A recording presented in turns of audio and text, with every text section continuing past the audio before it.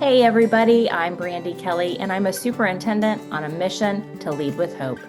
Today, my guest is Dr. Julie Schmidt Hasson. Julie's Teacher Recharge Framework helps educators navigate challenges in ways that light them up instead of burn them out. Her TED Talk, keynotes, and professional learning programs have impacted educators around the world. Julie's work shows it's possible to impact lives and still have a life. Welcome to the Lead with Hope podcast, Julie. Hey, Brandy, I'm so happy to see you and hear your voice. We've been connected on social media for a long time, but to get to talk with you is such a joy this morning. Yes, and I'm looking forward to it as well. And like I told you before we hit record, I love this first question, and I'm so excited to hear about your story. So why don't we start there? I have, as long as I can remember, wanted to be a teacher. My mom and grandmother were both teachers, and I had the most amazing first grade teacher, Nancy Russell. I remember her classroom. I remember the books she read. I just loved everything about school because of Nancy. So I became a teacher, just like Mrs. Russell. I taught primary grades for about 15 years, then became an assistant principal and a principal. So I spent about a decade in school administration. During that time, got a doctorate from the University of South Florida. Go Bulls. They're playing later today. And then became a professor in ed leadership. My research focus has been, originally it was on educator impact. What do we say and do that makes a lasting impact on students' lives? But then a little something called COVID happened, and I shifted a bit to resilience. How do we make a lasting impact? How do we continue doing this work and navigate the challenges that inevitably come? So now I'm a professor of educational leadership at Appalachian State University here in the Blue Ridge Mountains of North Carolina, teaching graduate courses and doing research and loving it. Yeah, it's powerful work. And that's kind of where the Lead with Hope framework came from in my journey. So I started my doctoral studies during COVID. Yeah. Brandy. No, I went to SLU. Well, not only did I start my doctoral studies, but I also changed jobs. I went from being a principal at a primary school. We had about 400 students under the age of 7. I have the utmost respect for primary teachers and principals. I've never worked so hard in my life. That is the hardest job on earth. Being a kindergarten teacher or a first grade teacher, wow. It's an amazing, amazing, I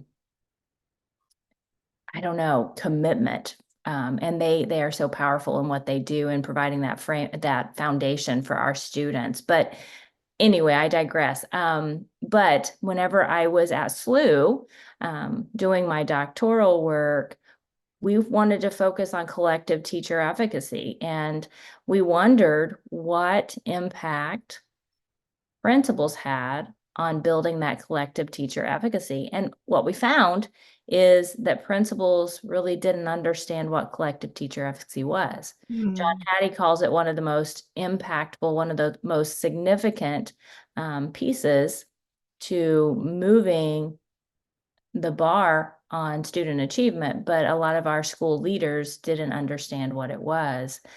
So I think that the research that you're doing and furthering the cause and promoting that resilience piece for both teachers and school leaders is very, very impactful. Oh, thank you, Brandy. And the work you do, have done and continue to do, the work that John Hattie and Jenny Donahue do around this topic of especially collective efficacy, where we believe collaboratively, because teaching and leading are such collaborative work, that we can make an impact on the students we're serving is the foundational piece of better outcomes for kids. So I appreciate, we'll have mutual admiration. I appreciate the work that you do. Thank you.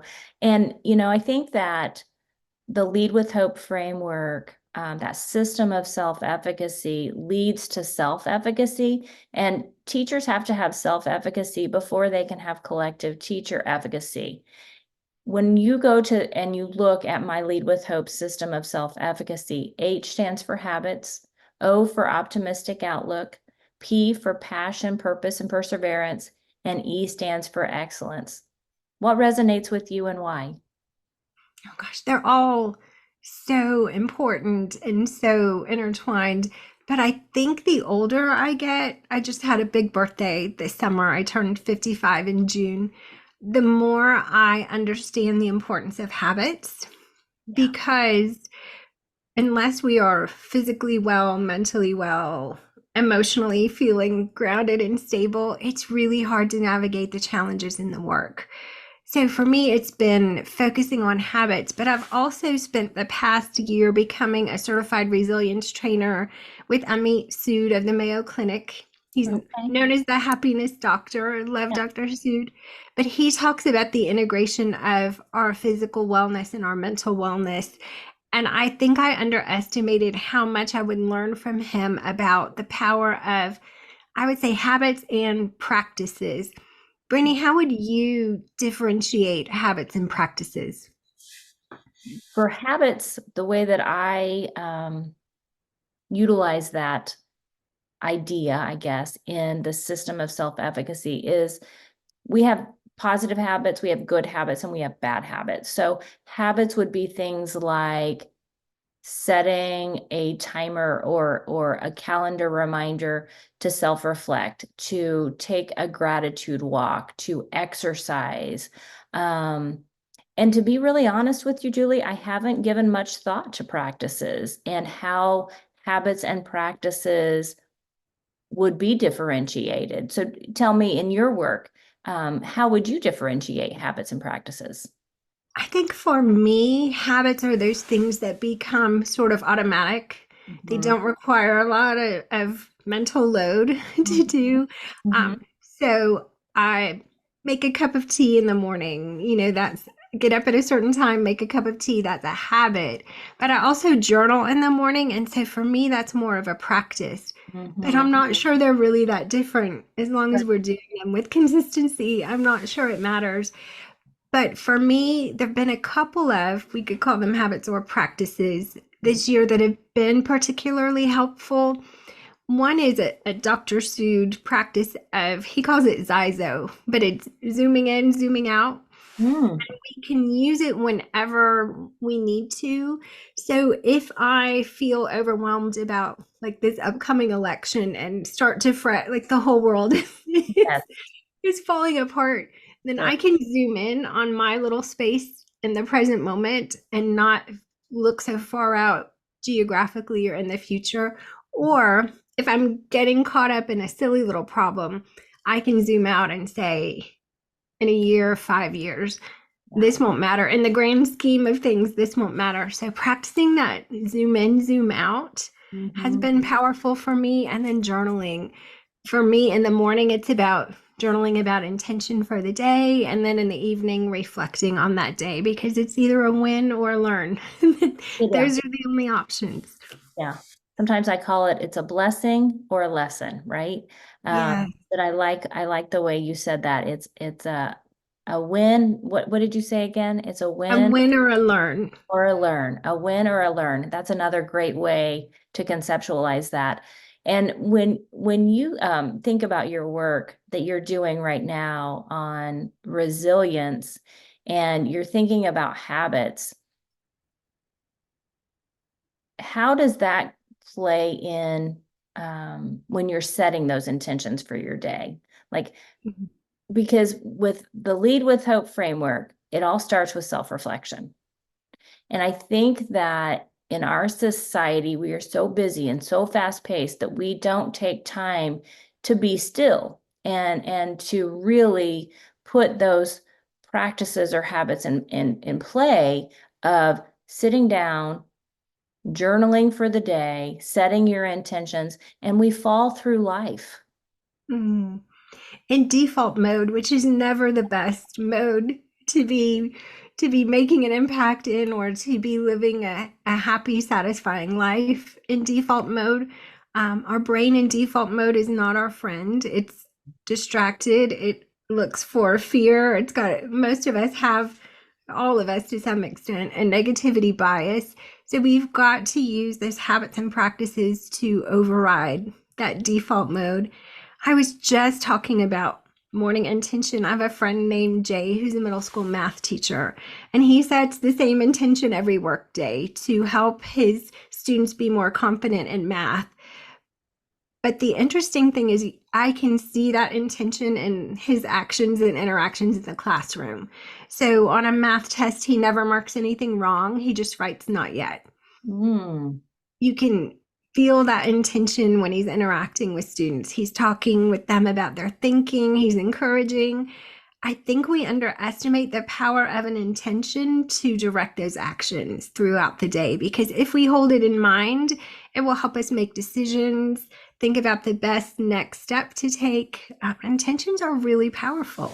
Yeah. And in education, I think we have for a long time focused on kind of a medical model. It's kind of that negative focused, what's wrong, as opposed to what's right, right?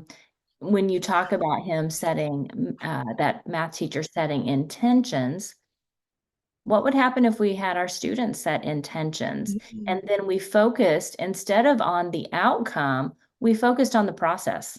We Oh, focused I on love the that. becoming, you know. So often we're focused on what's wrong. We're focused on the negative mindset. We're focused on the results. But if we could focus on the becoming part of it and setting intentions to get there, what would that look like in Oh education? gosh, I love thinking about doing that with kids. I Mhm. mean, can you imagine if you had a student whose intention was to do one brave thing that day, or to be a better friend that day, or whatever it might be? I'm imagining how powerful that could be collectively in a classroom, and what a great part of a morning meeting intentions could be. Yeah, I love that. I love that idea. And no matter who you are in education, whether you're a school leader, a teacher, a support staff, a student, I believe we all have adversity and trauma in our life. There's something that we're carrying around with us that has shaped us, that is affecting us. Um, and I'm wondering, as we're talking today, Julie, is there an adversity or a trauma in your life that has shaped you and has prompted that purpose in you to do the work that you're doing today? Sure. I mean, we just talked about my big birthday. I don't think you get to be 55 without some trauma and some hardships. And collectively, I know I've heard you talk about this in your work. We have some collective trauma as educators. Certainly, COVID was was a trauma for all of us. As you and I are talking, there's been another tragic school shooting this week in Georgia. That's a collective trauma we all experienced. You know, wherever we are geographically, we could be close or far away from where that happened, but it is a collective trauma for all of us who have had to prepare students for that, or to even think about how we would respond. Right. But for me personally, I think one of the things that shaped me most, that was so difficult, was my last year as a full-time classroom teacher. So 2005, I had one of those classes that they were just such a joy. They collaborated, they loved each other, they supported each other, they were excited to learn, and just a great group of kids. And I remember playing the big kickball game with them on the last day of school. And then in July, I got a call from one of my students' moms. So, Zach Tucker, beautiful little boy, super athletic, full of joy. And she said, "Did you notice anything funny about Zach at the end of the year?" And I said, "No, Sherry. Like, he played kickball, he was reading, he was silly as usual." And she said, "He's suddenly having trouble tying his shoe. And I noticed when he's swimming laps with the swim team in the pool, he's veering off to the side, which is not like him." So she took him to the doctor, lots of tests. He had a brain tumor that turned out to be cancer, was really aggressive and fast paced. So we watched him fight it with such optimism and strength. And then I became the assistant principal that fall. So, um, stayed connected with that family. This was a little neighborhood school, and we lost him in May. So it happened in about 10 months. It was really fast and really hard. And as the AP, trying to lead people who are grieving Mhm. and grieving myself was really a challenge. And I think for a while, I just had to sort of process it. I was pretty angry. I think we all were. How could this happen to this little boy? Why did it happen? And over time, I had to realize my human understanding could never process a why. There is no why. And it's not for me to understand at this point. And so over time, just practicing acceptance and loving that family and loving my school family. And then probably a few months in processing that, I could finally start reflecting on that. And the question I had to ask myself was, if I had known that this would have been his last year in school, the year he spent with me, what would I have done differently as a teacher? Mm. Wow. And really thought about the kinds of things I did with my kids instructionally, but also, did I really look at him? Like in the morning when he came into the classroom, our minds are so busy. Like, did I really stop and enjoy this kid and appreciate him? I mean, I loved him, but was I really present with this little guy? If I had known, what would I have done? And then also having to think, if next year's not promised to this healthy 7-year-old, next year's not promised to any of us. And so we have to make the most of the time that we had. But I also learned so much from his family. I mean, it's unimaginable as parents for Sherry and Dirk. And he's the same age as my daughter. So, there was that piece of it too. But I ran into Sherry in the fall, and she said, I'm struggling with whether or not I hang his stocking at Christmas. They celebrate Christmas. And I hadn't thought about things like that. Like, what do you do as a mom this first holiday season? So she decided, okay, I will hang his stocking, but I'll collect gift cards for other families who are dealing with cancer.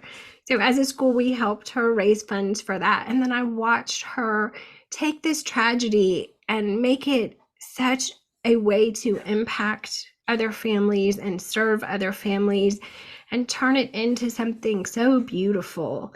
So just watching his family process it was a lesson for me.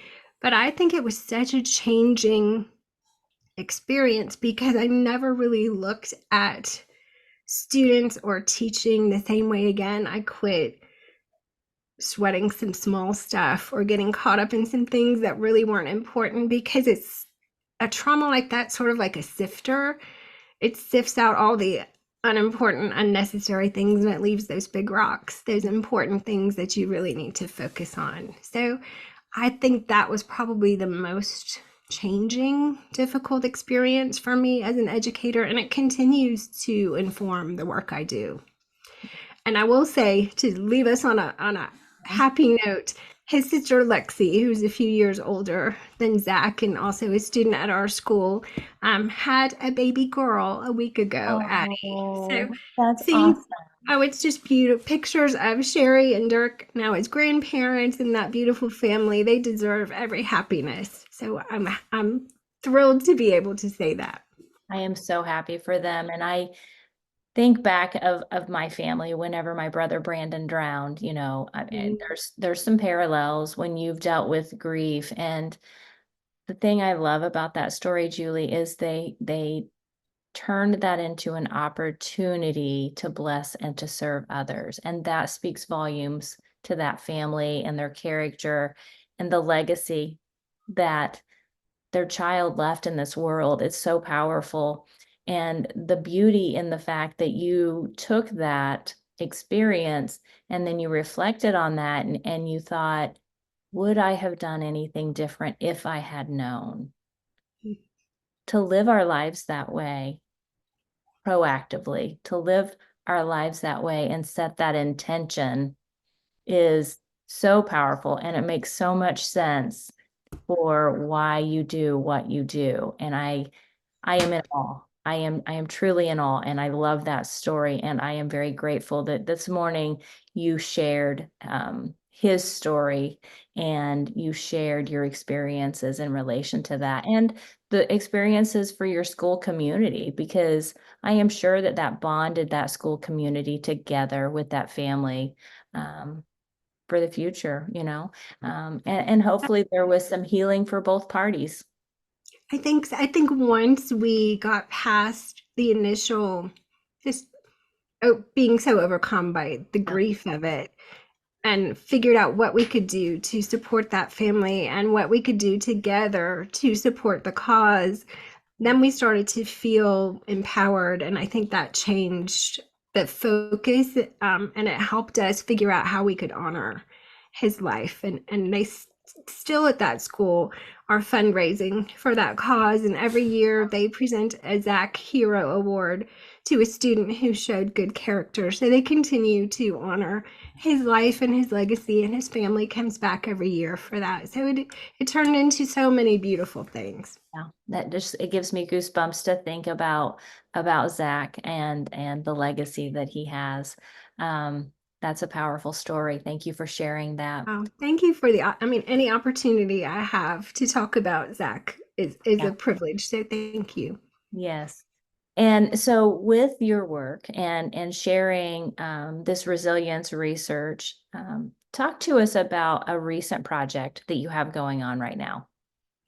So my focus right now is on Teacher Recharge. Mhm. Teacherrecharge.com is the website that houses everything. In fact, if the resources tab on that website has a journal PDF. If you want the same journal prompts I use, you can go there and grab that. But it really is just me sharing the practices that are helpful. Mhm. And one of the things I've found is that teachers are a little resistant to the idea of resilience. We're tired of being so resilient. Yeah. And I try to explain it. I live in the woods. I'm looking out my window as I say that to you, on the side of a mountain. And we have this little gravel road that goes up to my house and a few other houses. And in the mountains, a weather pattern will change quickly. We'll be in the middle of a storm all of a sudden, and inevitably a tree will fall across that road. We can't do anything about that.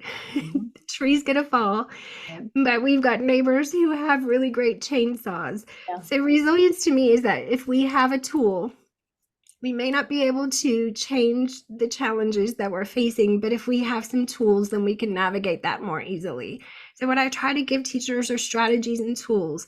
Here are some things that you can pull, like zoom in, zoom out, Mhm. setting an intention Mhm. that, depending on what you're going through, may help you navigate that in ways that don't keep you stuck or make it so difficult to get through and get on with the work that you want to do. Right, right. And that's what teachers need right now to be able to continue the important work that they're doing. They need those tools. They need to know it's in their circle of control, because what I see in our school districts is teachers focus on things that are outside of their circle of control. And Mhm. what happens when they focus on those things that they have no control over?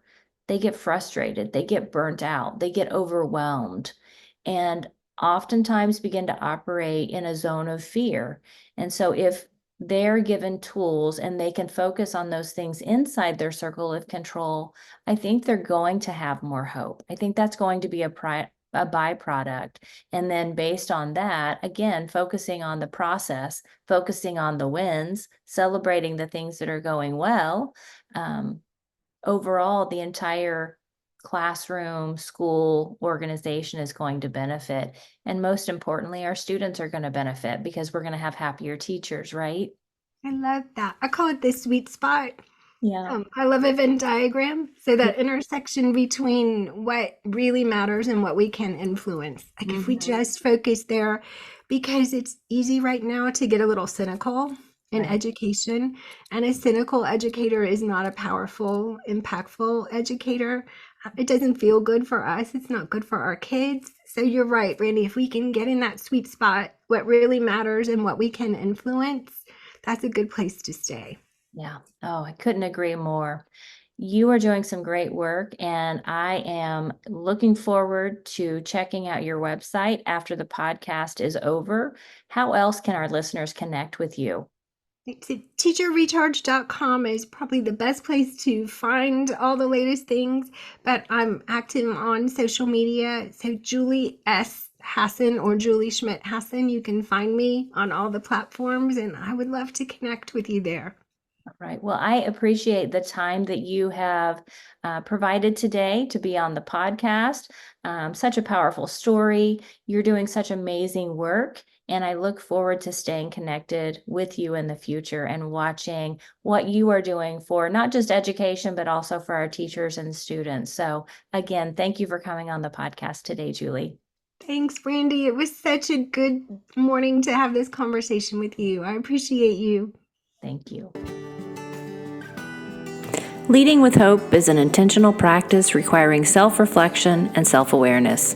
Check out my website at leadwithhope.net and subscribe to my monthly blog.